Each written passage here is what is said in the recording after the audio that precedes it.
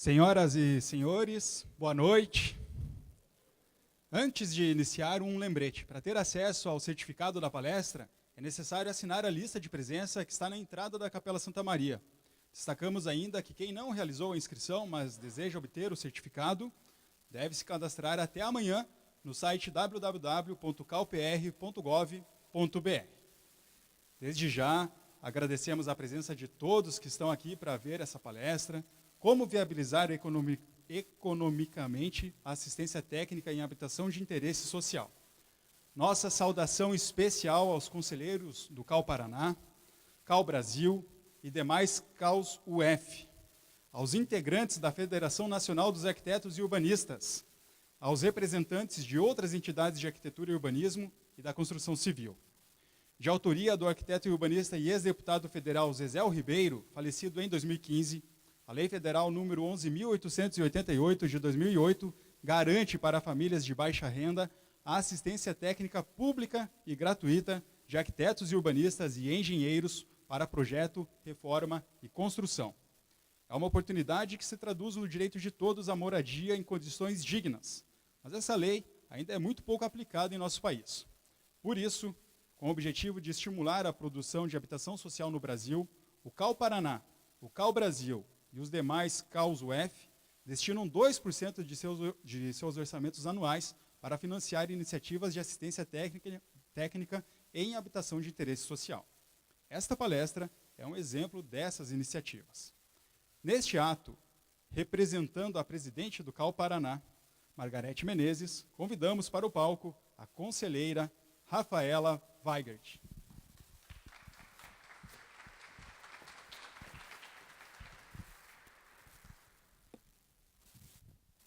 Boa noite, senhoras e senhores. Sejam bem-vindos todos à Capela Santa Maria.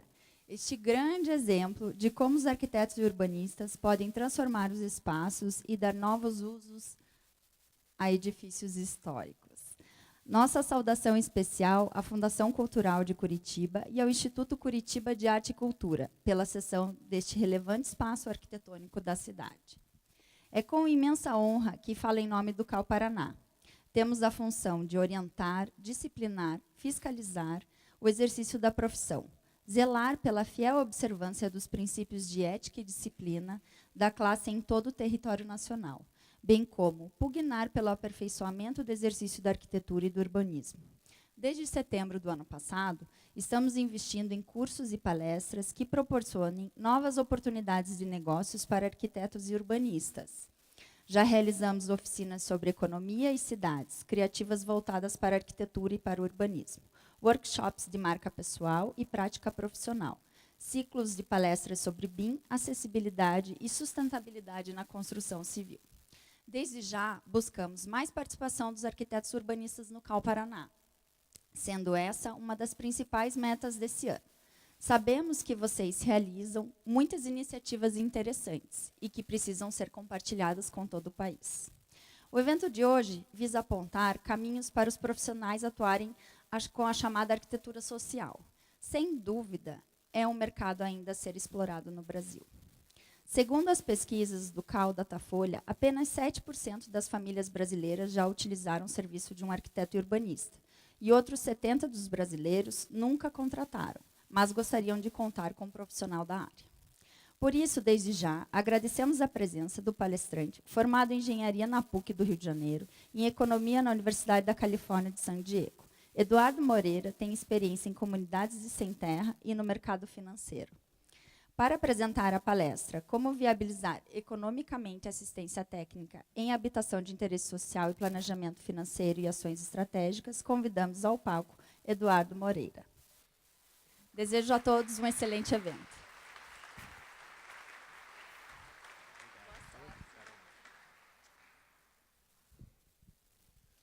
Olá, boa noite. Delícia fazer uma palestra num lugar tão bonito assim, né? Eu estava aqui, você estava falando, que lugar é. E muito bacana estar com um grupo aqui de arquitetos, urbanistas, engenheiros. Eu sou engenheiro civil, né? Me formei na PUC, no Rio de Janeiro. Sou filho de engenheiro civil, neto de engenheiro. Estou indo só pelo lado de pai, porque pelo lado de mãe meu avô era dono de cemitério, né? Mas aí é outra coisa. E assim, a família tem muito engenheiro. E eu casei com uma arquiteta, foi minha primeira esposa, né? E aí a minha esposa, aí não, ela é atriz, né? Quando eu falo minha esposa atual, ela sempre me dá uma bronca, né? Que história de atual? Eu sou a esposa, ponto, né? Atual. Parece que vai ter outra depois. Mas a minha ex-mulher, que é muito minha amiga, eu estava com ela no celular antes de vir aqui, acho que é minha melhor amiga hoje em dia, ela é arquiteta. E a gente viveu junto muito tempo e eu acompanhei muito essa dura batalha de ser arquiteto no país, né? Uma profissão maravilhosa, uma profissão que une ciência e arte, que une criatividade e responsabilidade, e ao mesmo tempo é uma... Trocar? Tá. E ao mesmo tempo é uma profissão que eu não gosto de cair naquele, é tão pouco valorizada. É pior do que isso, eu acho, assim, é tão pouco reconhecida, né? As pessoas às vezes falam assim, um arquiteto, mas será que precisa mesmo, né? Pô, a gente tem bom gosto, não é assim que as pessoas falam às vezes, né? Então é muito bacana a gente tá junto aqui. Eu conheço a dor de muitos aqui, né? E quando a gente conhece a dor, a gente se torna empático. E aí quando a gente se torna empático, a gente consegue ir longe. A ideia aqui é conversar um pouquinho sobre a minha visão do que está acontecendo do mundo em termos de inovações, falar um pouquinho desse porquê. Por que será que ninguém conhece a ATIS, né? Por que será que ninguém conhece essas iniciativas? Eu não conhecia, como engenheiro civil, casado com uma arquiteta, ela não conhece a ATIS. Falei hoje que estava vindo aqui. E tem coisas que são tão fantásticas que a gente tem aqui no país. Você sabe que me botaram com o microfone eu costumo andar na minha palestra inteira, hoje eu não vou poder andar, então eu vou ficar um pouco mais durão assim, né? Mas tem coisas que são tão fantásticas e assim, a gente fica pensando, mas como é que ninguém sabe desse negócio, né? Por exemplo, o IPEA. Quem aqui já entrou e baixou uma publicação no site do IPEA para ler? De coração, falando de verdade, levanta a mão. Não tem 20 pessoas. Não tem, capaz de não ter 10. O IPEA é um órgão do governo maravilhoso, que se você entrar todos os dias, você vai ver uma publicação nova, feita por pessoas que têm mestrado, doutorado, têm uma carreira de estudos enorme, e você vai ver um monte de coisa, por exemplo, sobre habitação. Você vai ver um monte de coisa sobre assentamentos. E aí? Mas por que ninguém nunca entrou? Porque ninguém nem sabe direito que tem isso lá. Eu não sabia também. E hoje uma das principais bases de estudo que eu tenho é o IPEA. Então, vamos conversar um pouquinho sobre isso, e aí depois a gente entra na parte que eu mais gosto de falar, falo com tristeza, mas é a que eu mais gosto de estudar, que é desigualdade. E falar um pouco sobre riqueza. E a gente vai entender qual o grande problema desse nosso país, e vai entender por que o nosso país tem jeito. E é por isso que eu falo sobre esse tema com um sorriso no rosto, porque eu acredito demais que esse nosso país tem muito jeito. Então, para a gente começar, vamos só ver um pouquinho que mundo é esse que a gente está vivendo hoje em dia. Então, alguns dados que impressionam um pouco sobre o mundo de hoje. De cada 10 negócios feitos na Bolsa de Valores hoje em dia nos Estados Unidos, 9 não são feitos por homens. E não é que o homem deu enter aí, então não conta como homem. O homem não pensou aquela operação. Um robô pensou a operação, imaginou qual que seria mais viável e colocou lá para comprar ou vender uma ação, sem o homem interferir. Nos últimos 15 anos, mais de metade das empresas que compõem o maior índice de ação americano, que são das empresas que existem nos Estados Unidos, deixaram de existir. Não existem mais. Em 15 anos, mais da metade das ações do principal índice de mercado americano deixaram de existir. 87% do valor do índice americano de bolsa está em bens intangíveis. O quê? Marca, goodwill, tudo que você puder imaginar que você não pode tocar. A gente é do mundo do tangível, né? Daquilo que a gente pode tocar, medir, botar um códigozinho de barra. Pois bem, 90% do valor das empresas americanas está naquilo que não se pode tocar. em ideias. Esse dado ele é importantíssimo e, para mim, é o que mais fez o mundo mudar, o mundo como a gente conhece. 1 gigabyte de armazenamento de memória custava, em 1970, 10 milhões de dólares. Hoje custa 3 cents. Você consegue imaginar uma coisa que a utilidade dela aumentou e ela caiu de 10 milhões de dólares para 3 cents? Porque uma coisa é o seguinte, o negócio caiu de 10 milhões de dólares para 3 cents porque ninguém usa mais. Ficou obsoleto, sei lá, pensa em alguma coisa que tinha antigamente, mas não. E isso foi o grande driver da mudança que teve no mundo. Porque aí a gente chega nesse dado de baixo, que é relacionado ao dado de cima, que é o seguinte, de tudo que o homem já criou de informação até hoje, registrou, o homem começou a registrar suas informações, a gente achava que era mais ou menos há 40 mil anos atrás, nas Ilhas Sulawesi, que ele começou a pintar dentro das cavernas, etc. Aquilo era informação que estava sendo registrada. Mas agora, esse ano, encontraram vestígios na África de 100 mil anos atrás, algumas pedras pintadas. Então, há 100 mil anos atrás, a gente começou a registrar nossas informações. Pois bem, nos 99.998 anos anteriores, a gente produziu 10% da informação que existe hoje registrada. Nos últimos 2, a gente produziu 90%. E esse negócio, ele mexe demais com isso aqui é um exemplo desse negócio da informação. Como é que mudou o mundo? O custo do genoma. Custava 100 mil dólares você fazer um genoma em 2001, hoje custa 200 dólares. Por quê? Porque informação virou uma coisa quase que descartável. E aí você fala o seguinte, pô, beleza, o mundo, e eu ouço muita gente falando isso, vocês devem ouvir muita gente falando isso, não se preocupa.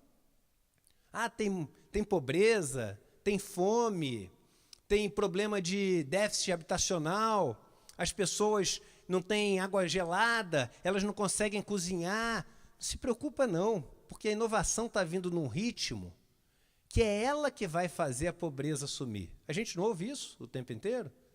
Está na moda falar de inovação, de como o mundo vai mudar nos próximos 10 anos, de como a solução para tudo é inovação. Mas esse mesmo mundo que a gente viu, o mesmo mundo que a gente viu no último slide, é o mundo onde, deixa eu voltar aqui, esse negócio não está funcionando muito. Vamos assim mesmo. De toda a riqueza gerada no mundo em 2017, de toda a riqueza que se gerou no mundo, 82% dessa riqueza foi para o 1% mais rico do mundo. E nada foi para os 50% mais pobres. Nada foi para os 50% mais pobres. Só o quanto os 2.000 bilionários mais ricos do mundo, você tem 2.000 e poucos bilionários no mundo, só o que eles ganharam no ano passado, não é o que eles têm de dinheiro, não, só o que eles ganharam a mais no ano passado, suficiente para acabar com 7 vezes a pobreza no mundo, a pobreza extrema. Só o que eles tiveram a mais no ano passado. Os 26 homens mais ricos do mundo têm a mesma riqueza que metade da população mundial. 26 pessoas têm a mesma riqueza que quase 4 bilhões de pessoas. O 1% mais rico do mundo tem mais riqueza do que os 99% somados. Na Nigéria, os juros que a pessoa mais rica do mundo recebe em um ano tiraria 2 milhões de pessoas da pobreza. Novamente, é os juros que ele recebe na aplicação em um ano. Tiraria 2 milhões de pessoas da pobreza. No Brasil, os 5 homens mais ricos têm a mesma riqueza de 100 milhões de pessoas. Na Indonésia, são os 4 mais ricos. E nos Estados Unidos, os 3 mais ricos têm a mesma riqueza de metade da população americana. E esse aqui é um dado que tem a ver com o conceito de riqueza que a gente vai trabalhar. Mas muita gente fala o seguinte, Eduardo, você fica com esse negócio de desigualdade, desigualdade. Desigualdade não é o problema é pobreza. Porque ter rico e ter pobre, tudo bem, vamos levantar a maré para todo mundo. Não tem problema o rico ficar mais rico, desde que o pobre fique mais pobre. Mas aí eles fizeram a música, né? Não tem rico cada vez mais rico, tem uma música assim. Mas aí o que acontece? Eles fizeram uma conta e falaram o seguinte, com o mesmo nível Tá bravo aqui o negócio, viu, cara? Com o mesmo nível, eu prefiro o outro com chiadinho, que eu possa andar, eu fico mais solto e etc., do que esse que funciona de vez em quando e eu fico preso. Mas com o mesmo nível de desigualdade que a gente tem hoje, sem mudar a distribuição de renda no mundo, se a gente só pensar o seguinte, quanto a gente tem que crescer para a maré subir o suficiente para os mais pobres, fazer com que ninguém no mundo viva mais na pobreza extrema, que é abaixo de $5,50 por dia. Pois bem, o mundo tem que crescer 175 vezes. 175 vezes, gente, é 17.500%. O mundo cresce 3% ao ano. Ou seja, não existe uma solução da equação que faça a gente viver num mundo com menos pessoas tendo que roubar, morando debaixo de chuva, morrendo de frio, passando fome. Não existe uma solução que não passe pela redistribuição de renda. Não existe. E aí, hoje eu fui para o nível 2 de apresentação, viu, gente? Porque está sem o negócio. Vamos lá, vamos tentar ainda. Quem são esses caras? Ali da esquerda, Benjamin Franklin, embaixo, Nikola Tesla e do lado, Alessandro Volta. O que esses caras descobriram no século XVIII? A eletricidade. E quando eles descobriram... Eu vou fazer sem ser, tá?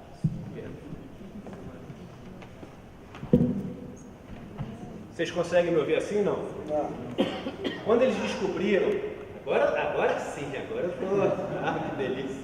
Quando eles descobriram no século XVIII a eletricidade, as pessoas no mundo pensaram o seguinte: a gente nunca mais vai ter que usar a força mecânica, a gente nunca mais vai ter que usar a força física, você nunca mais no mundo vai ver uma pessoa carregando um carrinho com tijolo, a gente não vai ver mais aquelas pessoas que continuam vivendo numa escravidão. Chegou a eletricidade, o homem não depende mais da sua força física. E aí, a gente está 300 anos quase depois e 65% da África abaixo do Saara não tem acesso à eletricidade. Como é que a gente pode depender da inovação no mundo que é assim? Por que o mundo é assim? Porque ele é desigual. E se ele é desigual, a inovação também não chega para todo mundo. Eu costumo falar o seguinte: as pessoas falam, não, vamos incentivar o lucro, porque só o lucro deve ser o driver da sociedade. Só o lucro deve fazer as pessoas quererem pesquisar mais. Estimule as empresas a ter lucro, e as empresas que fabricam remédios vão descobrir uma cura para o câncer, para poder lucrar. Só que eu prefiro morar numa sociedade onde todas as pessoas vivem bem até os 65 anos de idade morrendo de câncer, do que numa sociedade onde 0,1% das pessoas vivem até 100 anos de idade porque pode ter acesso a uma cura de câncer. Porque o mundo é assim. A eletricidade ainda não chega, isso é difícil para a gente. Esse número está certo, Eduardo? Tem certeza? 2/3 da África abaixo do Saara não tem acesso à eletricidade. Você pega o seguinte, a gente descobriu os segredos da aviação há mais de 100 anos atrás. Nós, brasileiros, falamos que foi o Santos Dumont, os americanos falam que foram os irmãos Wright. Quando fizeram, falaram, o mundo agora ficou menor, as distâncias estão mais curtas, todos vão poder estar juntos, as pessoas vão poder conhecer as maravilhas do mundo. Pois bem, no ano passado, mais de 100 anos depois, 5% da população mundial só fez um voo de avião. Então dá para confiar na inovação como aquilo que vai fazer a grande mudança para essa realidade que a gente tem no Brasil? A história diz que não. A história diz que a desigualdade faz com que a inovação chegue para um grupo muito pequeno e demore para chegar para o outro. E aí eu digo o seguinte, que a vida é um grande truque de mágica. Por que ele é um grande truque de mágica? Eu já fiz um pouco de tudo nessa vida. Domei cavalo, sou roteirista formado pela Escola de Cinema de Nova York, fiz economia, fiz engenharia, e no meio dessa confusão toda, quando eu era mais novo, eu fiz um curso de mágico. E no curso de mágico, eu aprendi uma coisa que eu levei para o resto da vida, que é qual o segredo de todo mágico. E vocês sabem qual é o segredo de todo mágico? É atrair a atenção das pessoas para tudo que não tem a menor importância, para tirar a atenção delas exatamente daquilo que importa. E o mundo que a gente vive é assim. A gente está prestando atenção nas coisas que não fazem a menor diferença, mas são as coisas que as pessoas querem que a gente olhe, para quando o truque ser feito, a gente está olhando para lá. E eu vou mostrar para vocês alguns dados do mercado financeiro onde eu trabalhei, para a gente ver um exemplo concreto de como isso funciona. Olha isso aqui. O valor do conhecimento. Isso aqui é quanto do dinheiro dos investidores de varejo, que são os pequenos investidores, está aplicado na caderneta de poupança, e quanto dos investimentos dos investidores private, que são aqueles que têm milhões, está investido na caderneta de poupança. 63% dos investidores pequenos têm o dinheiro deles investido na caderneta de poupança, 63% do dinheiro deles. E só 0,2% do dinheiro das pessoas mais ricas no país. Agora, você quer ouvir a bomba? Os investimentos à disposição para os dois são iguais. São os mesmos. Qual a única diferença entre os dois? Informação e conhecimento. Só. Olha, gente, isso são dados da Ambima, eu que tirei os dados. Eu não peguei e copiei de nenhum lugar, não. Eu fui lá, eu fiz a mineração dos dados. 63% contra 0,2%. Só conhecimento. E aí você vem e vê o seguinte, olha o que a gente no Brasil é o produto mais vendido no Brasil hoje em dia no mercado financeiro. Calma que a gente vai chegar na arquitetura. Mas olha só, porque é importante vocês saberem isso, vocês verem um exemplo concreto de como a gente vê um mundo que não é um mundo de verdade. No Brasil, o produto que está mais na moda é esse COI, Certificado de Operação Estruturada. Tem mais ou menos 20 bilhões de reais desse negócio emitido no Brasil. E quando você lê na mídia, isso aqui são os sites e jornais que nós costumamos ler. Quais são as notícias que saem do COI? Vale apostar na alta do dólar? COI, investimento da moda, é uma das opções. Investimento que une renda fixa e renda variável pode render até 277% do CDI. Lucro interessante sem risco de prejuízo. Olha essa manchete. Lucro interessante sem risco de prejuízo. Todo mundo quer, né? Por que o COI conquistou o mercado brasileiro? Gente, isso não é propaganda, tá? Isso é notícia. São manchetes de notícias. Aí você pega e dá um Google em inglês de COI. COI se fala em inglês, Certificado de Operação Estruturada, se fala Structured Note. Aí você dá um Google em Structured Note. Sabe o que vai aparecer quando você der um Google em Structured Note? Structured Notes. Compradores, tomem cuidado. Merrill Lynch paga 10 milhões de dólares por enganar investidores vendendo Structured Notes. UBS paga 19 milhões de dólares em multas envolvendo COIs relacionados ao dólar, a moeda. HSBC Private, multado em 400 milhões de dólares por várias quebras vendendo COIs. Esse produto foi banido do resto do mundo há 10 anos atrás. Os maiores bancos do mundo pagaram multas, vocês estão vendo, também são notícias milionárias, por vender o produto que é o produto da moda no Brasil. E que a notícia que você lê está aquela do lado esquerdo ali, diz que é o produto da moda, que não tem risco. Olha o mágico fazendo o truque. A gente consegue entender como é que a gente pode ter vivido a maior crise de todos os tempos e não ter tido um trimestre sequer que os bancos não tiveram um lucro recorde da história deles. Aí você vem para cá e fala o seguinte, pô, com tudo isso, então, diz aí, Eduardo, qual é o maior problema que a gente tem no Brasil? E aí, os jornais também. Do mesmo jeito que a gente viu o COI, a gente abre o jornal e vê assim, CPI desvenda esquema de corrupção envolvendo empreiteiros e políticos.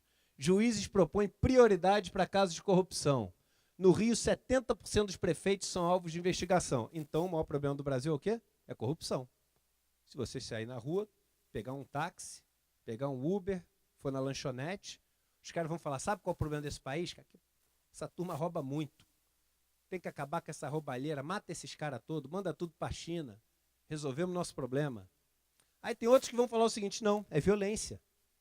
Violência fechou escolas em 68 dos 75 dias. Em 45 dias, Belém teve 100 homicídios. Mais de 500 mulheres sofrem agressão física por hora. Então, o maior problema do Brasil é a violência. Vamos fazer o seguinte, castração química.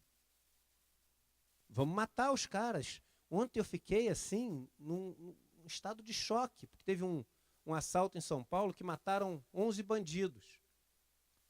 O Dória, o Bolsonaro, o filho do Bolsonaro, eles tuitaram comemorando a morte. E eu não estou, de maneira alguma, questionando o trabalho da polícia. Mas, gente, morte não se comemora, em hipótese alguma. A gente que sociedade doente é essa que celebra a morte? Ao invés de celebrar que nenhuma pessoa sofreu nada, celebrar que conseguiram interromper um assalto e comentar que morreram 11 bandidos, agora celebrar a morte. E foi celebrada. Graças a Deus, esses 11 viram o inferno antes do que imaginavam. Que bom, mais cemitério de São Paulo tem mais 10. Caramba, a gente não pode celebrar a morte, mas é o truque do mágico. É o truque do mágico. Desemprego é o maior problema do Brasil, porque o Brasil agora está com quase 15% de desempregados, quando você soma desemprego mais desalento. Mas será que é o desemprego mesmo? O maior problema do Brasil, para mim, eu não tenho a menor dúvida, é um só. E todos esses são consequências desse problema. O maior problema do Brasil chama-se desigualdade. Nós somos, no Brasil, esse negócio ele tem vida própria, olha só. Juro. Ele começa ou vai ou para. O Brasil, gente, talvez ninguém aqui saiba, o Brasil é o país mais desigual do mundo, de todos os estudados. Não é a República do Congo, não é Moçambique, não é a Etiópia, não são os Emirados Árabes.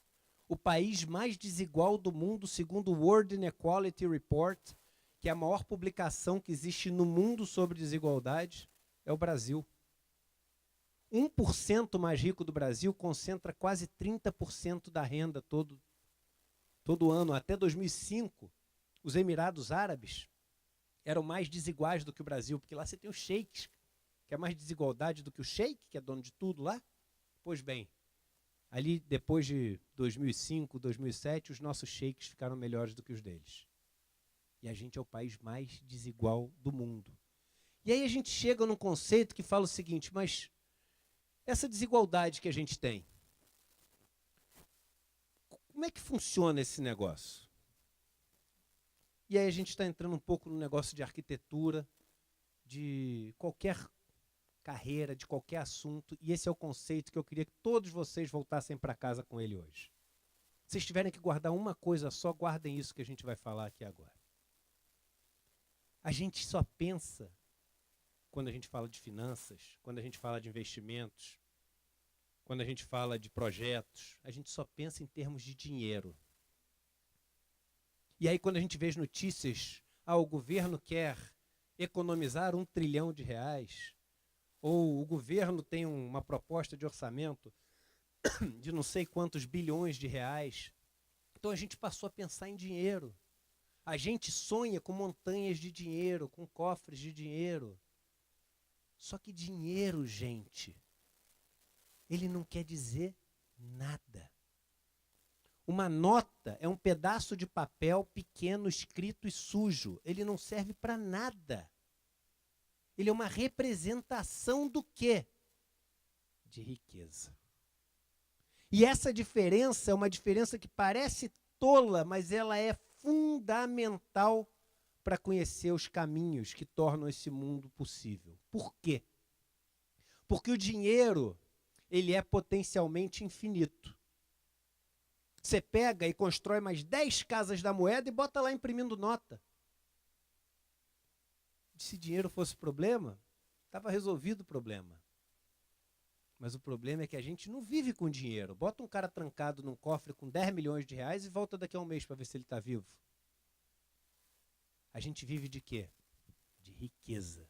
E a riqueza, ela é o quê? Limitada. A riqueza tem fim. A riqueza tem uma quantidade que é aquela que existe para ser distribuída entre todo mundo. Se você for olhar, o que é riqueza? Essa madeira aqui é riqueza. O couro com que se fez essa linda bolsa que você veio aqui vestindo hoje. A água que ele foi pegar para mim ali, eu acho. Foi isso? Olha, acertei, viu? Tudo isso é riqueza. E essa riqueza é limitada. Obrigado, viu, cara? Por quê? Porque a água que existe no mundo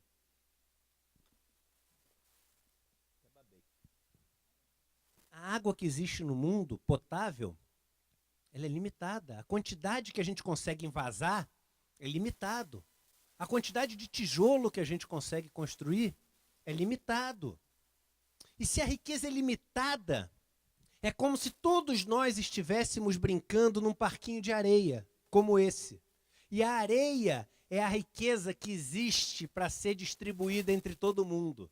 E num parquinho de areia como esse, toda vez que você olhar para uma criança e ela tiver feito um monte de areia muito alto, você pode ter certeza que em algum lugar tem o quê? Um buraco. Não existe como fazer um monte sem fazer um buraco. Não tem como. Só que quando você olha dinheiro, você não consegue chegar a essa conclusão. Quando você olha a riqueza como algo limitado, é muito fácil você chegar nessa conclusão.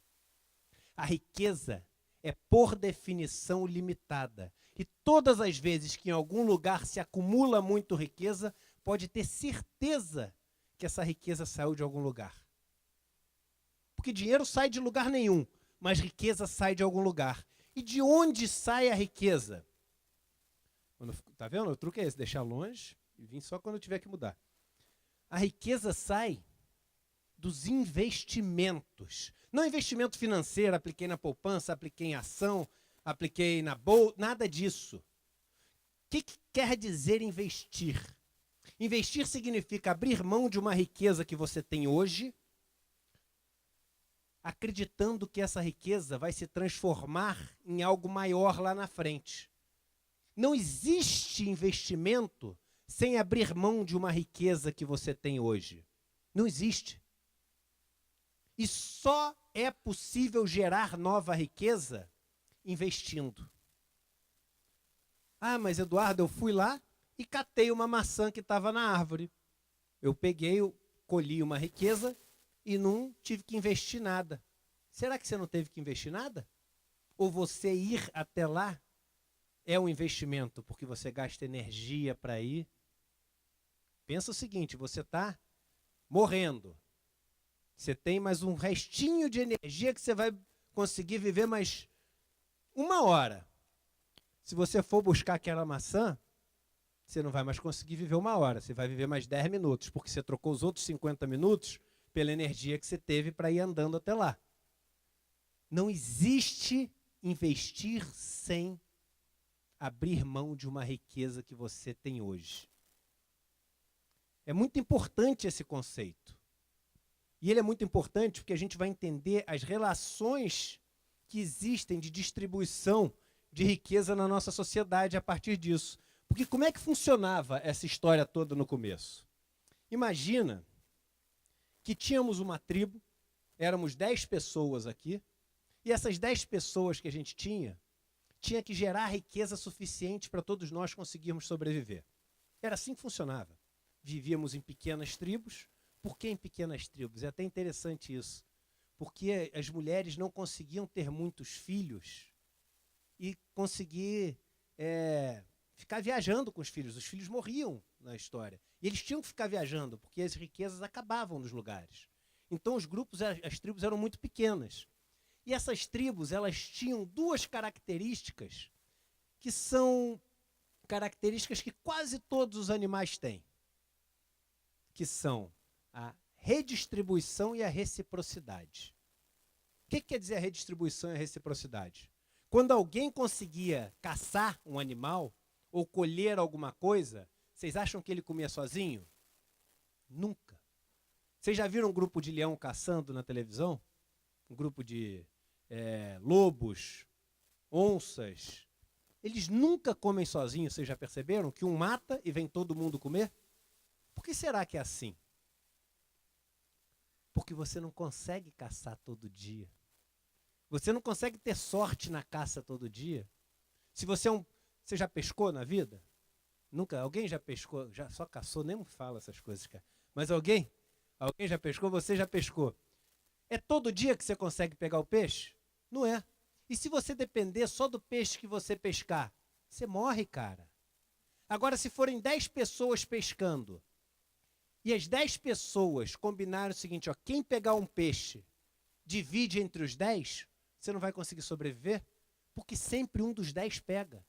Ou a probabilidade de um dos 10 pegar é muito maior do que a probabilidade de um pegar. Por isso existe o conceito de redistribuição. Porque você mantém todos no grupo bem o suficiente para eles estarem podendo ir atrás de gerar riqueza todos os dias, e essa riqueza volta para manter todo o grupo bem, a ponto de voltar no dia seguinte para ir gerar riqueza. É um ciclo virtuoso que acontece. Conseguem compreender a necessidade da redistribuição para que todos estejam em condição de quê? De investir na geração de riqueza. Aí a gente volta no conceito de investimento. Se 5, que são os 5 lá que pegaram hoje um bicho, falaram o seguinte, ó, já que a gente pegou e caçou um bicho hoje, vamos fazer o seguinte, não vamos dividir esse negócio com ninguém não. Vamos ficar só pra gente. E os outros 5 forem ficando com fome e morrerem. Você acha que os 5 que sobram estão melhor ou pior do que eles estavam antes? Muito pior. Eles têm menos defesa contra outra tribo, têm menos chance de achar uma comida. É por isso que toda a sociedade, todo grupo, toda tribo, ela é tão forte quanto o seu elo mais fraco. Imagina uma corrente. Você pega uma corrente e faz os elos da corrente de titânio. E um dos elos você põe de papel. Você consegue levantar alguma coisa com essa corrente? Ela vai estourar em qual elo? No de papel. Não adianta os outros serem de titânio, ela estoura no de papel. Do mesmo jeito que toda corrente é tão forte quanto o seu elo mais fraco, toda sociedade é tão forte quanto os seus indivíduos mais fracos. É por isso que quando você olha os países do mundo que têm melhor educação, melhor saúde, menor corrupção, maior desenvolvimento tecnológico, você acha que são os países que têm os ricos mais ricos? São os países que têm os pobres mais ricos. Por quê? Porque no montinho de areia, todo mundo tem areia suficiente para estar brincando. Todo mundo pode ir caçar. E a chance de ter uma caça para todo mundo poder estar dividindo é muito maior. É por isso que quando você olha os 3 países que têm melhor IDH do mundo, e entram coisas que a gente está discutindo aqui hoje no ranking de IDH, os 3 países que têm melhor IDH do mundo são Noruega, Suíça e Austrália. E, curiosamente, 3 modelos de governo diferentes. Já para vocês não acharem que, o Eduardo, esse comunista maluco, volta para Cuba, não sei o quê. São 3 países que têm modelos diferentes. A Austrália até mais neoliberal. A Suíça, um país que tem uma presença estatal forte, mas é o centro do mundo financeiro do mundo. Já a Noruega, um país social-democrata de estado de bem-estar social. Os 3 países diferentes. Qual a característica similar dos 3? Os 3 tem pobres ricos. Agora, sabe quantos indivíduos esses países têm entre os 50 pessoas mais ricas do mundo? Nenhum. Entre os 100 mais ricos, a Austrália tem um. Acho que é número 71. Eles não têm ninguém entre os mais ricos, mas são os países mais desenvolvidos do mundo. Porque existe lá esse conceito de que todo mundo tem o mínimo de riqueza suficiente para estar gerando riqueza para todo mundo. Todo mundo tem o mínimo de riqueza suficiente para conseguir o quê? Investir. E a gente vai entender por que que no Brasil a gente não chega nesse nível. Vamos estudar então a realidade do Brasil. Como é que as coisas funcionam aqui no Brasil? Primeiro aqui é aquele gráfico da desigualdade que eu falei para vocês. O Brasil é aquele azul claro lá em cima. Isso é quanto o 1% mais rico concentra da renda do país. Logo abaixo está o Oriente Médio, que era acima do Brasil e diminuiu. Abaixo, a Índia. E abaixo, a África, abaixo do Saara. O Brasil é o país mais desigual do mundo. E de onde vem a areia? Se lembra dos montinhos de areia que a gente falou? Como é que é essa máquina de areia que a gente tem no Brasil? Porque aí tem um conceito interessante, gente. Antigamente era o seguinte, o cara pegava a caça e todo mundo dividia. Aí as sociedades foram evoluindo e a gente deixou de ser caçador. Mas todo mundo continuou tendo que gerar riqueza, porque, novamente, a gente consome a riqueza. Toda sociedade, para existir, por definição, consome riqueza. Não existe uma sociedade que vive sem consumir riqueza. E o tempo faz essa riqueza ir levando a sociedade ao colapso se ela não gerar a riqueza para substituir essa que foi consumida. Vai lá nas pirâmides do Egito, nas pirâmides dos astecas, vai em Machu Picchu, não tem nada lá mais. Tem um monte de pedra. Por quê? Porque o tempo fez a riqueza ser consumida. Então, o homem falou o seguinte, vamos fazer o seguinte, o que todo mundo gerar de riqueza, a gente pega, vamos organizar essa confusão, porque agora não é mais uma tribo de 10, agora é uma tribo de 10 mil. Então, o que todo mundo gerar de riqueza, a gente pega um pouquinho de cada um, pega mais de quem tem mais, menos de quem tem menos, e com essa riqueza que a gente pegar de todo mundo, a gente faz duas coisas. Primeiro, redistribui um pouco, e aqueles que têm assim, uma necessidade de ter o mínimo para poder estar funcionando, a gente dá um pouco para eles dessa riqueza, e o resto a gente investe em coisas que vão ajudar todo mundo a gerar riqueza. Por exemplo, estradas, por exemplo, pensa no que você quiser, uma rede elétrica ou coisas assim. Como é que é o nome dessa riqueza que você pega de cada uma das pessoas para depois redistribuir? Impostos. É igualzinho como era nas tribos, o conceito. O imposto existe exatamente para essa redistribuição de renda continuar acontecendo. Só que no Brasil a gente tem basicamente 3 tipos de impostos. Um imposto que incide sobre consumo, que são os impostos sobre bens e serviços. Todas as vezes que alguém pega e compra uma coisa ou contrata um serviço, tem que pagar um imposto ali. Tem o imposto sobre a renda, que é sobre aquilo que você ganha de dinheiro, e tem o imposto sobre patrimônio, que é aquele estoque que você juntou de riqueza. Pois bem, esse imposto aqui é o imposto sobre bens e serviços. E aí são vários países estudados pela OCDE. O Brasil é o verdinho. A gente só perde para a Hungria.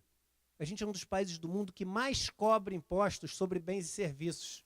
E se acha que esse imposto ele pesa mais no rico ou no pobre? Porque o pobre gasta tudo que ele ganha. O pobre não poupa. O pobre ganha 10, ele gasta 10 em bens e serviços. Então esse imposto pega na veia os pobres. E a gente, o pedaço que a gente pega dos pobres, é o maior ou o segundo maior do mundo inteiro. Agora vamos ver o pedaço que a gente pega dos ricos, que é o imposto sobre a renda. Esses dados são do site do governo, Ministério do Planejamento, que agora está dentro do Ministério da Economia. Para onde que vai a areia? Vamos ver de onde que vem, para onde que ela vai. Isso é o imposto sobre a renda. É o imposto que pega no dinheiro que os ricos ganham. Qual o país do mundo, de todos os estudados da OCDE, que tem menor imposto sobre renda? O Brasil.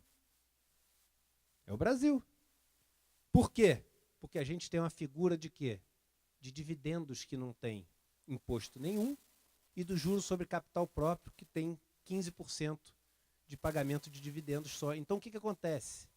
Enquanto o resto do mundo inteiro taxa aquele que está fazendo o montinho muito alto para derrubar essa areia nos buracos, o Brasil vai lá no buraco achar alguma areia no buraco para jogar no montinho. Porque é assim que funciona, olha só.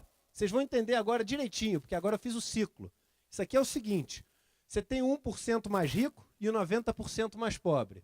O 1% mais rico, o dinheiro que ele ganha, ele poupa quase todo o dinheiro e gasta só um pedacinho daquele dinheiro. Vamos lembrar, aqui quando a gente está falando dos ricos do Brasil, lembra, eu não estou falando de vocês não, tá? Como o Gessé de Souza diz, é o seguinte, aqui não é quem tem Jeep Renegade não, tá? Por acaso é o carro da minha esposa, mas não é. Aqui a gente está falando da meia dúzia de caras mais ricos do país.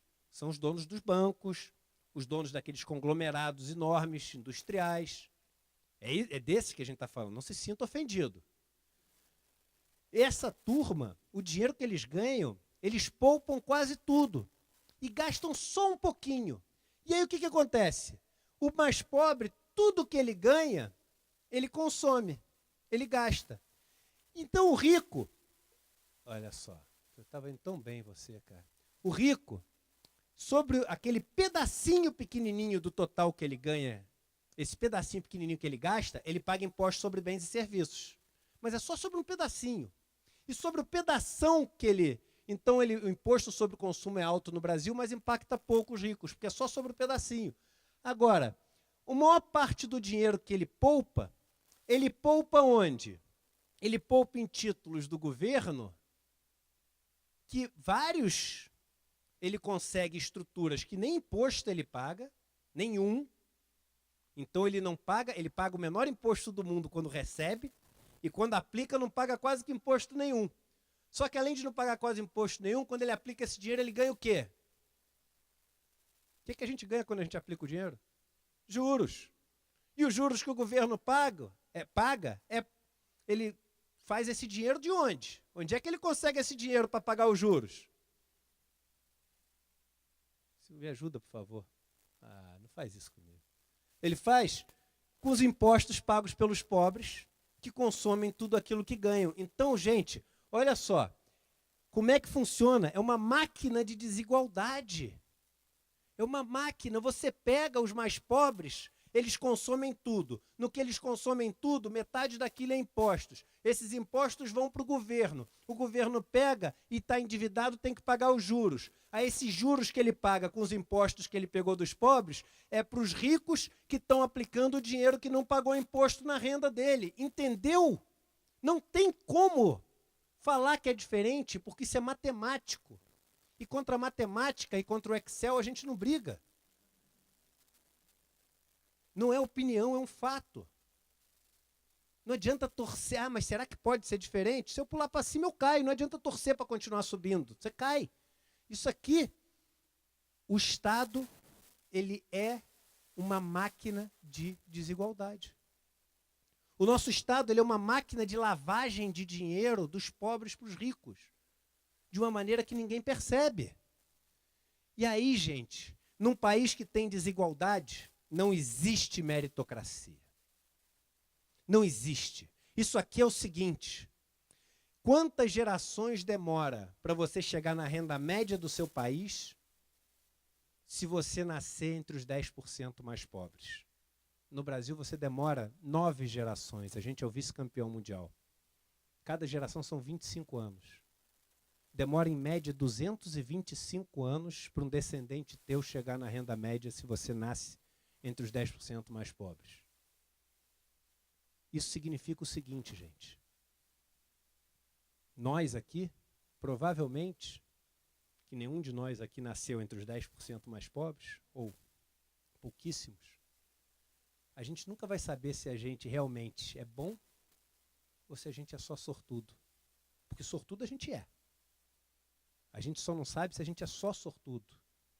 Eu hoje estava dando uma entrevista para 2 ex-senadores da República de manhã, e estavam me entrevistando ali os dois, não sei o quê. Eu falei para eles, eu vou morrer com essa frustração. Porque eu acho que o Brasil pode mudar para melhor até eu morrer. Mas as coisas demoram um tempinho para acontecer. E eu acho que eu ainda vou morrer num país muito desigual. Então eu vou morrer com essa frustração de saber se eu tive algum mérito nas coisas que eu conquistei na minha vida. Porque no Brasil 70% daquilo que a gente é explicado pelo que os nossos pais eram. 70%. E fica muito difícil você ser feliz num lugar onde você não consegue ter a autoconfiança de que foi você que fez. E eu falava hoje de manhã, temos uma condição boa de vida porque nosso pai tinha, porque nosso avô tinha. Todo mundo aqui tem história triste. Nosso pai andava descalço na rua, não sei o quê. Verdade da vida é que, na média, nossos pais tinham uma condição de vida. Nossos avós tinham, os tataravós. E lá atrás eram os caras que eram meio que os donos da Casa Grande ali mesmo. Tá falando, é comunista, Casa Grande, escravo, não sei. Não, mas é. Isso são os dados. Isso aqui sabe quem fez esse gráfico aqui? É o CDE. Tem nada mais de direita do que o CDE. E esse é o dado. E a gente só perde para quem? Para a Colômbia, que é um dos países que a gente imita agora no Brasil. Eu tive na Colômbia no ano passado. Sabe como é que acontece na Colômbia? Eles pegaram e fizeram o seguinte, eles fecham as favelas e embaixo da favela tem um cara armado até os dentes, vestido que nem o Rambo. Aí eu passei lá e falei, o que está tendo de evento aqui hoje? O cara falou, mas por quê? Eu falei, esses caras aqui, tanque, essas... Não, isso aqui é todo dia, assim que é a segurança daqui. Então eles fizeram o seguinte, eles prenderam essas pessoas e o que acontece lá dentro é problema delas, mas todo mundo pode ir ao cinema de iPhone que não vai ser roubado. É esse o conceito que a gente quer ter de sociedade? Proteger o nosso iPhone na ida até o cinema? É isso? E ter na Colômbia 11 gerações, 275 anos, para alguém poder chegar a ter uma condição média? Nos países Finlândia, Suécia, Noruega, são 2, 3 gerações. Ou seja, o que você sabe, o que você corre atrás, o que você estuda, o que você se esforça, vira resultado. Aqui não vira. E aí é o seguinte, o resultado dessa meritocracia é a gente ter vivido, e eu que fiz essa slide também, a maior crise de todos os tempos que nós todos já vivemos no Brasil, o maior desemprego e quais as manchetes que a gente tem que ver. Venda de carros importados cresce 32% em 2018. Veja rankings por marca. O mercado de luxo nunca esteve tão forte da Isto É Dinheiro. E esse aqui, com lucros recordes em 2017, bancos fecharam mais de 17 mil postos de trabalho. Que é outro conceito errado. Eu vejo, esse me deixa louco. Falo assim, não, estou empolgado, porque a bolsa está subindo. Falo, tá louco, não tem nem ação, cara. Você está comemorando o quê, cara? Não, porque a economia está bem. Tu acha que em 2017, quando o Itaú e o Bradesco e o Santander mandaram 17 mil pessoas embora, as ações deles caíram? Subiu. Subiu, porque a ação é quanto vale a empresa. E quanto vale a empresa é quanto a empresa tem de lucro. Mandou 17 mil pessoas embora para ter mais lucro. Então a ação dela está valendo mais.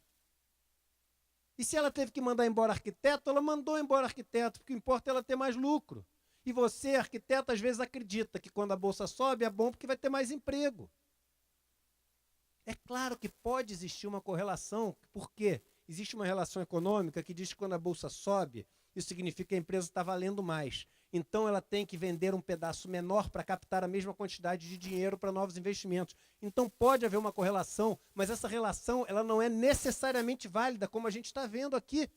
A Bolsa Brasileira em 2014 valia 44 mil pontos. Hoje vale 100 mil pontos. O PIB hoje está mais de 4% abaixo de 2014. A gente tem mais de 7 milhões de pessoas desempregadas a mais do que em 2014. E a Bolsa está valendo mais do que o dobro. E a gente não entende isso. Por quê? Porque o mágico é bom. O mágico no Brasil é maravilhoso. E aí a gente vive esse ciclo da desigualdade no país. Não. Como é que é esse ciclo da desigualdade? Primeiro, o Estado faz o seguinte. As pessoas que são dominam o poder econômico no país, chegam e falam o seguinte, olha, precisamos crescer num ritmo mais rápido. Por quê? Aí tem 500 desculpas. Ah, porque a União Soviética vai fazer o mundo inteiro ficar comunista, porque agora nessa inovação que está tendo a gente vai ficar para trás da era digital. Tem 1 milhão de motivos. Aí o país vai para crescer, ele fala o seguinte, olha, eu não tenho. O que eu colhi de imposto de cada um aqui só dá para crescer tanto, só dá para investir tanto. Aí os caras falam, mas a gente precisa crescer mais do que isso. Aí o Estado fala assim, mas qual é a solução? Aí ele fala, a gente empresta dinheiro. Aí esses caras emprestam dinheiro para o Estado. Aí quando eles emprestam dinheiro para o Estado, essa dívida começa a crescer. Me ajuda aqui, vai. Vamos. Não.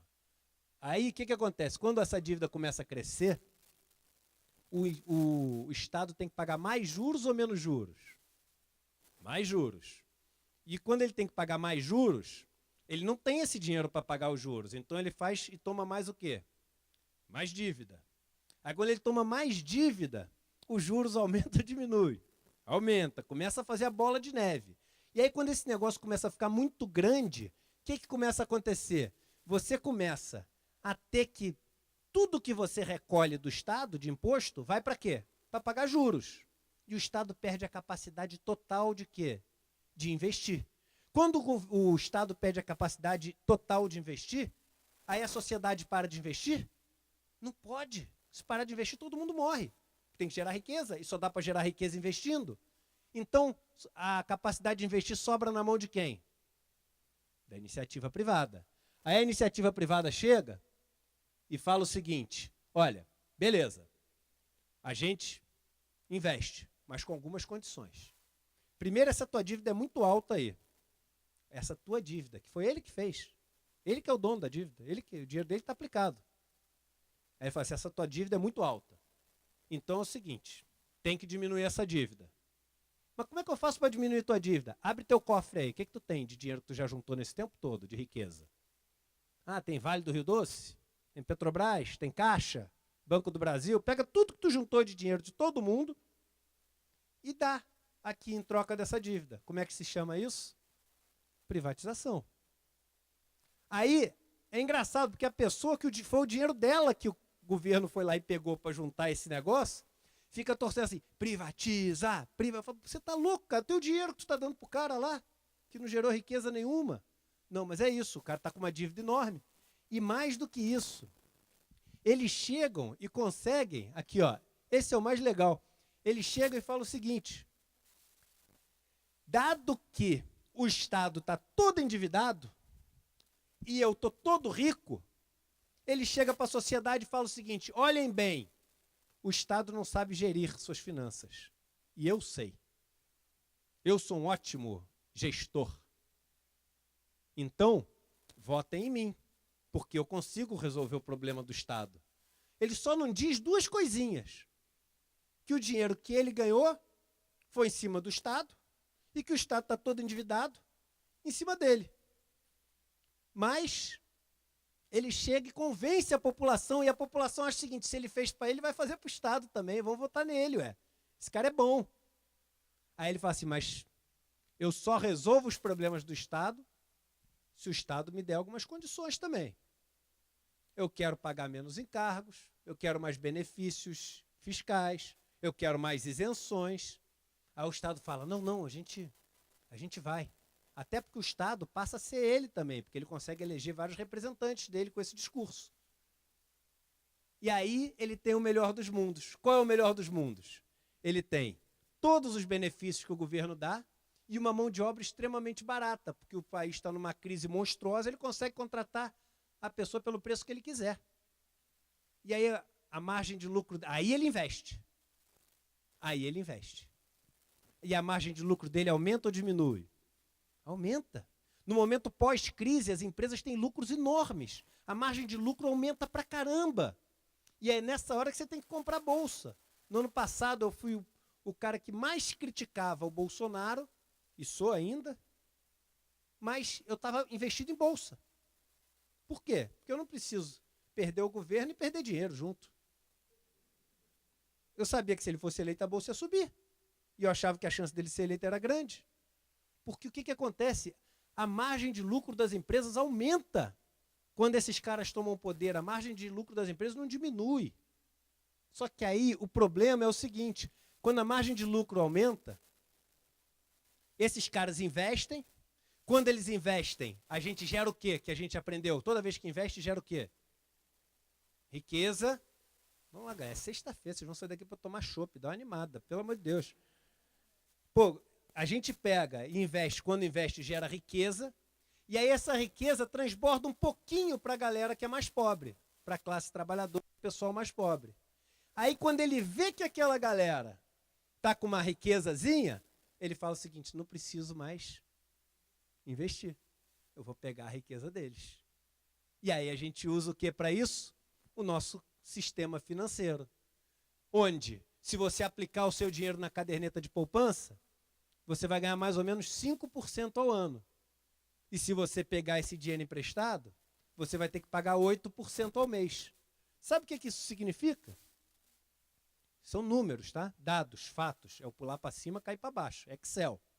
Seguinte, vamos supor que hoje você chegue, ganhou 5 mil reais e aplicou na poupança, os 5 mil reais. Hoje, números de hoje.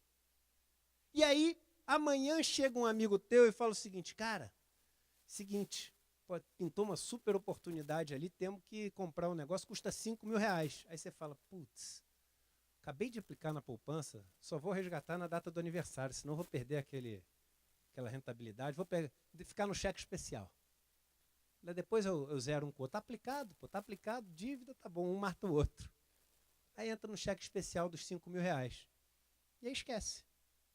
5 anos depois ele olha, aquele dinheiro que eu estou devendo, mas não tem problema, que está aplicado, graças a Deus eu apliquei.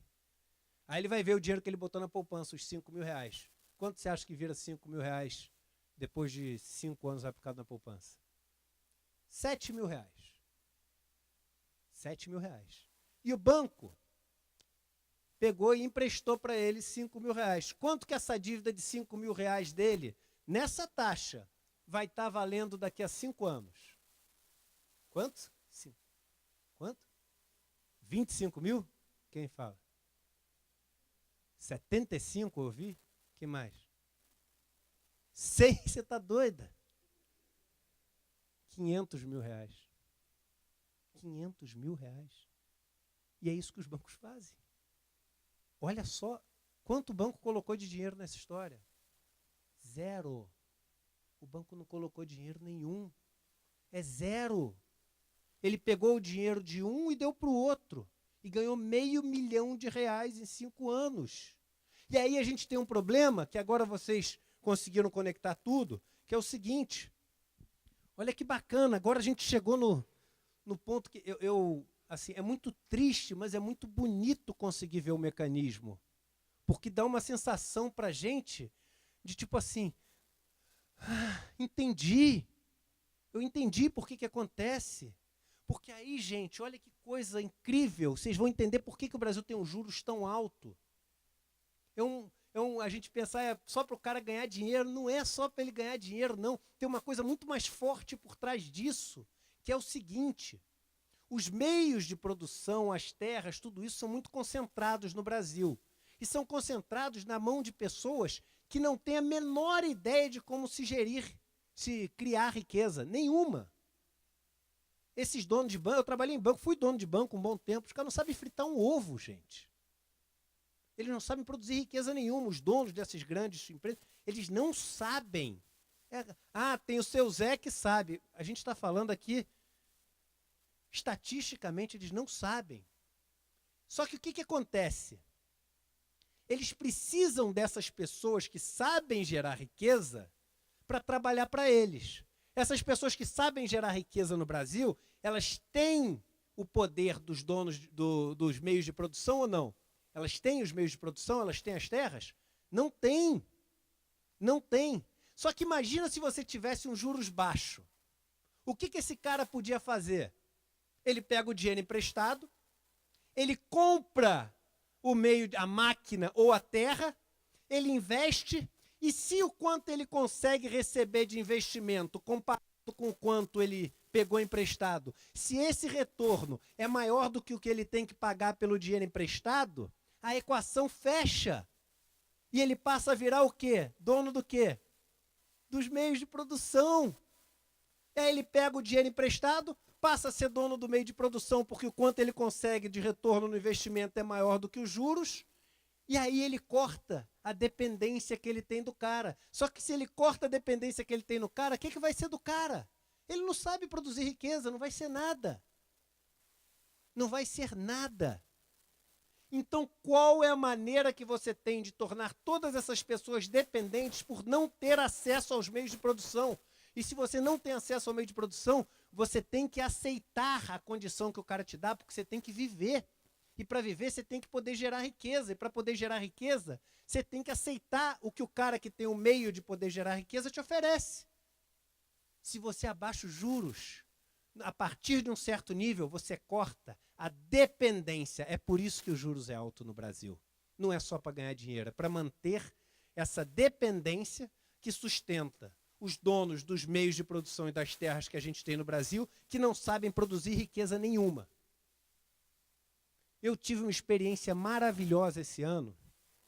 Eu trabalhei nos bancos muito tempo, comecei a me especializar em educação financeira e comecei a tentar mudar de dentro do sistema a maneira como os bancos lidavam com seus clientes. E isso significava ter clientes que davam menos retorno para o banco, mas ao mesmo tempo ter muito mais clientes. E ter clientes que ficavam muito mais tempo com a gente. Mas chegou num ponto que a turma que trabalhava comigo, meus sócios, falaram o seguinte, ó, beleza, já crescemos pra caramba, mas dá para crescer mais. Mas dá para crescer mais como? Só tem um jeito. Fazendo o que todo mundo faz. Cara, você para um pouco para pensar, o dinheiro que o cara traz aqui para a gente investir, não é um número, cara. Aquilo ali é uma história de vida do cara. O cara, para juntar aquilo ali, passou o final de semana longe dos filhos, deixou de fazer um esporte, que era o sonho dele quando era pequeno, engordou, teve um estresse, um infarto, e aquilo tudo virou um número. Tu vai tratar esse número assim, só como um número, e vender o que dá para ganhar aquela corretagem maior para você? E eu fui tentando mudar, até que virei persona não grata ali no meio, saí e falei, eu vou passar a estudar e ensinar como funciona esse mundo financeiro. E passei, é o que eu faço até hoje, eu dou aulas de educação financeira, ensino investimentos, finanças, essa parte toda de economia prática, né? Aliás, está todo mundo convidado, domingo vai ter uma aula, né? Eu, o Gessé de Souza e o Alberto Carlos Almeida, lá no meu site, depois eu passo para vocês, é dumoreira.com.br. E aí comecei a ensinar, e eu comecei a ver, cara, como aquilo era poderoso.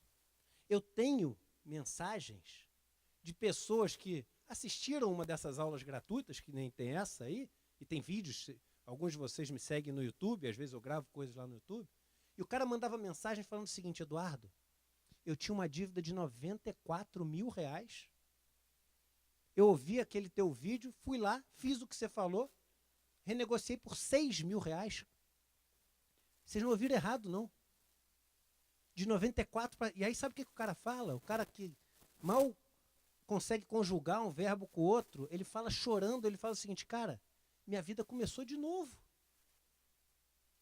Porque essas pessoas são escravas econômicas.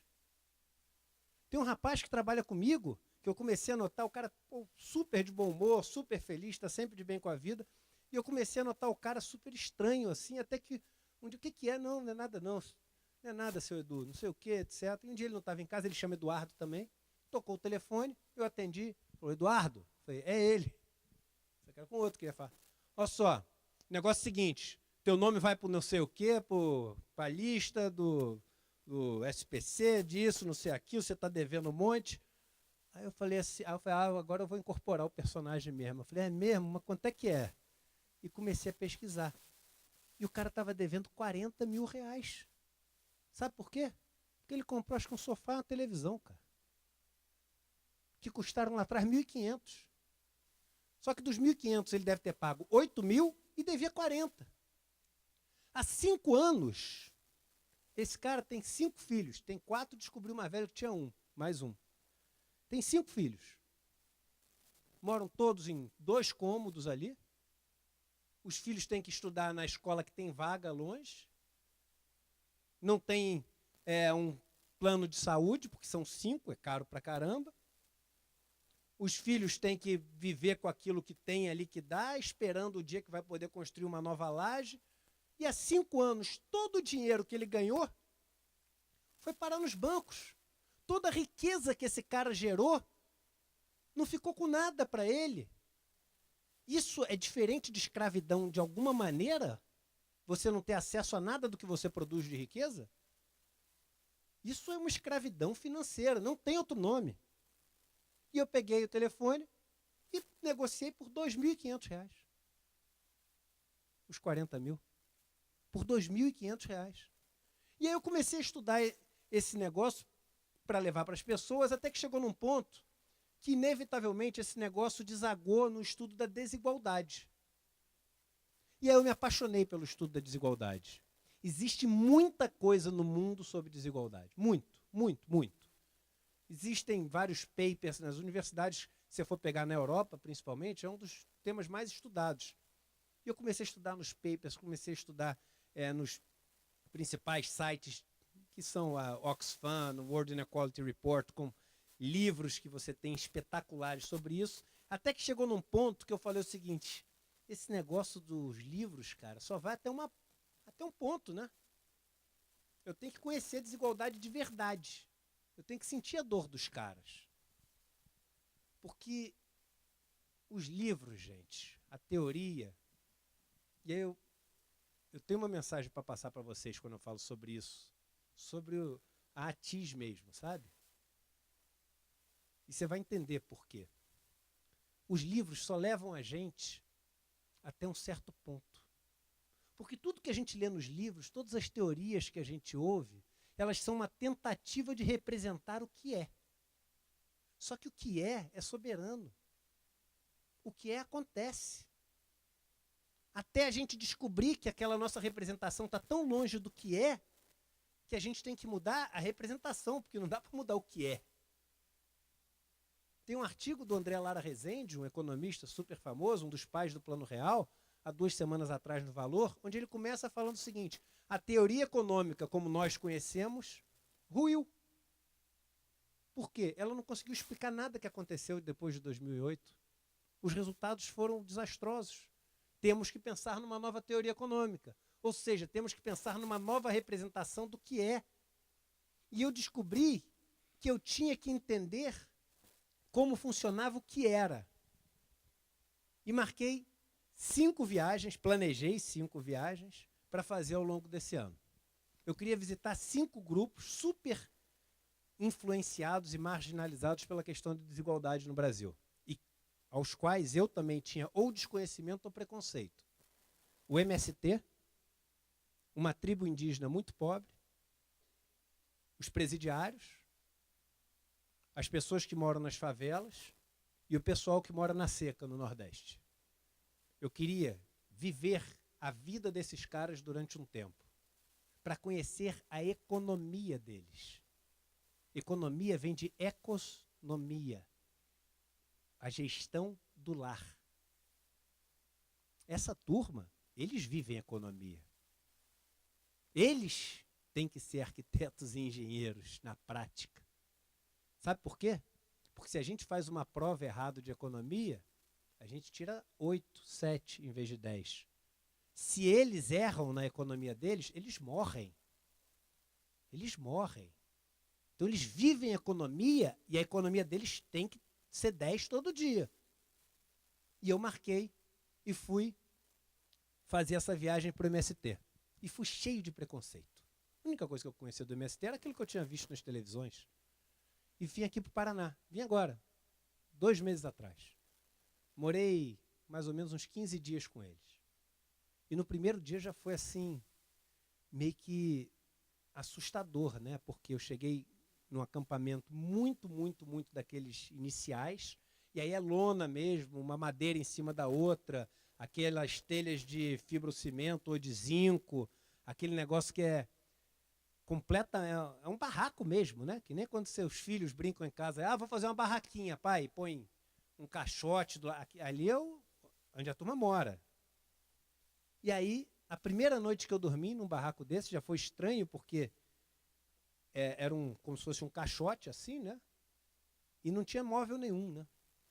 É estranho, não tem nenhum móvel, só tem uma cama, que foi doada por alguém, e a cama não tinha metade do estrado embaixo. Então eu dormi com as costas assim, no dia seguinte eu acordei, tive que tomar um monte de remédio para conseguir andar. Só que aí, gente, 4 horas da manhã, começa um vendaval, e eu fui acordado com vento. Eu nunca tinha dormido num lugar que não fosse vedado na vida. Não é vedado, porque as madeiras não se fecham. Imagina você estar dormindo e ser acordado com um vendaval. Isso é uma coisa que nunca passou pela minha cabeça.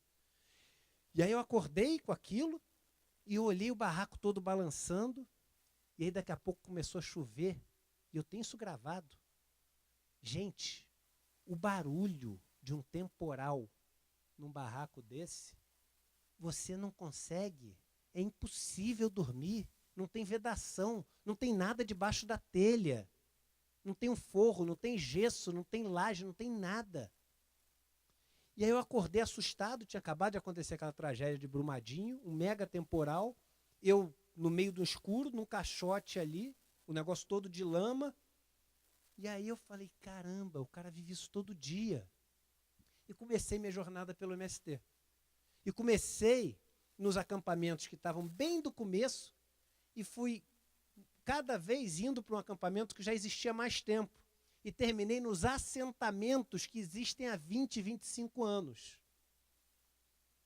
E foi maravilhoso. Porque nos assentamentos que existem há 20, 25 anos, onde eles têm cooperativas, gente, aqueles barracos viram uma casa linda, maravilhosa. Linda, linda. Não é linda pro MST, não. É linda, ponto. Uma casa de 3 quartos, com 2 andares, toda pintada, com um jardim todo arrumado, florido. Tudo, tudo, tudo, tudo, obviamente, não é só de alvenaria com vidro na varanda e tudo que você puder imaginar. Aí você fala, mas isso aqui é o MST? É. E uma cooperativa, nessa última que eu fui, que era uma agroindústria de derivados de leite, que os caras chegam a processar 80 mil litros de leite por dia. Trabalham em 3 turnos. E você sabe o que é o mais bonito? Essas casas todas maravilhosas, 100% delas veio da riqueza que eles tiraram da terra. Olha que coisa linda isso, gente. Esse cara chegou num terreno, numa terra, que não tem sombra. Você consegue imaginar um campo que não tem sombra? E aí como é que eles fazem para começar a construir? Eles botam 2 escadas, uma madeira em cima para poder ter sombra para começar a construir. E entram só em terras que têm todas as condições para a reforma agrária, porque senão eles vão entrar e vão tirar eles. Senão eles vão prender, senão é invasão. Vocês nunca pararam para pensar, se os caras são criminosos, por que não tem ninguém preso? Né? Eu nunca tinha feito essa pergunta.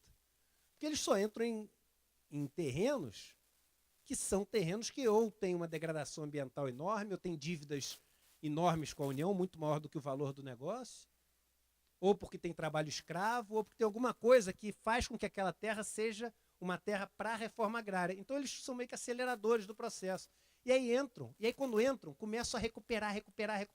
Aí é maravilhoso, porque quando eles começam a conseguir plantar alguma coisa, e a primeira coisa que eles falam, ocupar, resistir e produzir, que é o lema deles, quando eles começam a produzir uma coisa, o primeiro dinheiro que entra, você acha que ele investe em quê? O cara está morando numa tenda preta que não tem nada embaixo, com escorpião, com aranha. Primeiro dinheiro que ele entra, iPhone, celular, comunicação?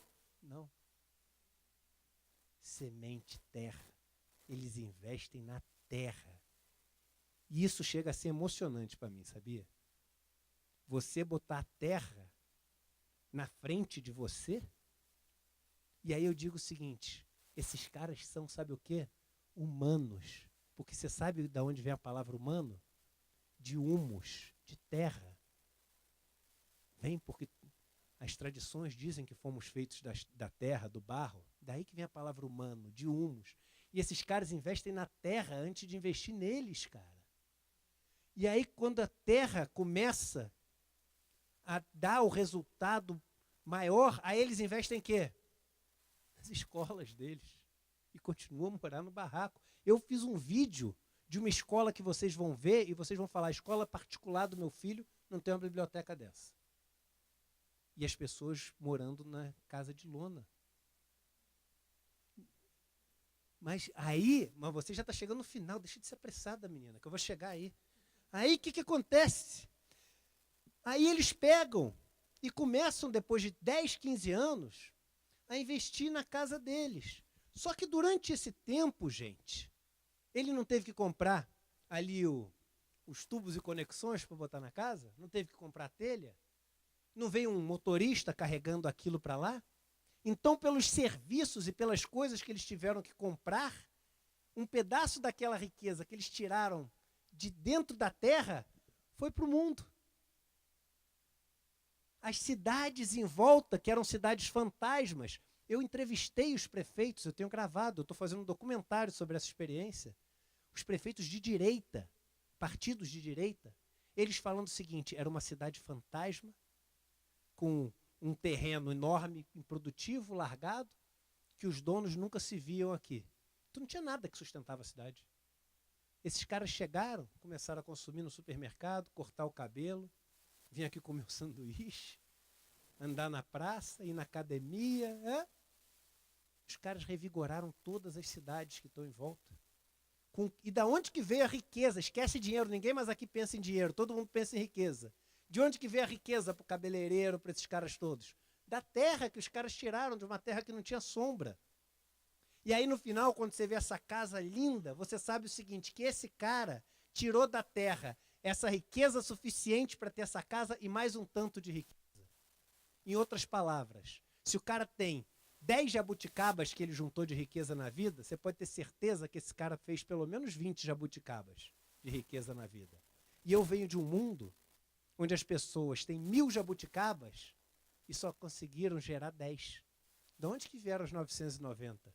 Jabuticaba não aparece. Quando você pensa em dinheiro, aparece. Mas quando você passa a pensar em riqueza, você sabe que não aparece. Teve que vir de algum lugar. É muito bonito você ver uma comunidade como eles, onde ninguém ficou rico em cima da pobreza dos outros. E aí a gente chega no que você estava falando. Você sabe o que acontece nessa maior crise que a gente está tendo de desemprego? Quantas pessoas você acha que lá no MST estão morrendo de fome? Nenhuma. Se tiver hiperinflação no Brasil, sabe o que acontece no MST? Nada. Você cortou o elo de dependência. Por quê?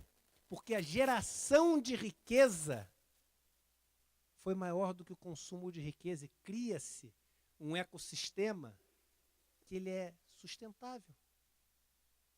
Que os riachos voltam a brotar, que as sombras voltam a acontecer, que os animais voltam a visitar.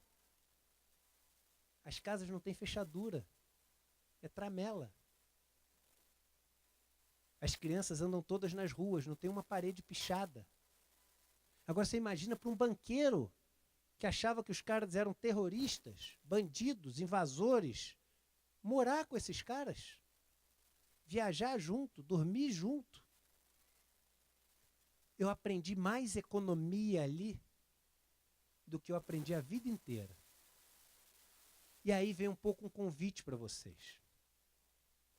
A TIS significa assistência técnica para habitações de impacto social, né? De interesse social. Olha que interessante. A gente está lidando com esse público, que é o público que eu estou conhecendo. E a primeira coisa que me veio na cabeça quando eu comecei a entrar nesse mundo foi o seguinte: quase ninguém no Brasil quer aprender sobre os pobres, né? E eu quero aprender sobre os pobres. E aí, quando eu fui lá, eu vi que tem um passo além de você aprender sobre os pobres. Quer saber o quê? Aprender com os pobres. É isso que é o convite que eu queria fazer para vocês. Aprender com essas pessoas. Porque a gente tem uma tendência de saber a casa que ele precisa.